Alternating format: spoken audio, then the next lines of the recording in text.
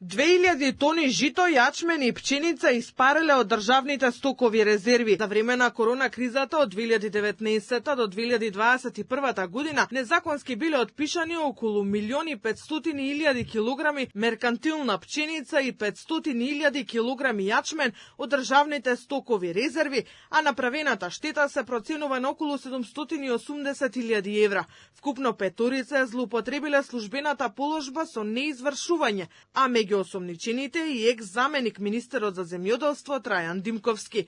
Иако биле должни да ја известат владата дека има неоснован кусок на меркантилна пченица и јачмен во јавното предпријатие Агроберза, тие доставиле неточни податоци и информации. Со ова дејствие тие постапиле спротивно на законот за стоковните резерви. Лицата делото го сториле така што НР, РА, ТК и ТД во својство на властени лице злоупотребиле својата службена должност со неизвршување на својата службена положба на начин што, иако биле должни да ја известат владата за фактичката состојба во јавно предпријатие за брезанско работење Агроберза Скопје, односно дека е настанат неоснован кусок на меркантилна пченица и јачмен периодот 2019-2021 година. Истите доставиле неточни податоци и информации. Надворешен соработник кој бил ангажиран како вешто лице преку бирото за процена изготвил наод во кој внел лажни информации, не земајќи ги предвид сите податоци и реалната состојба.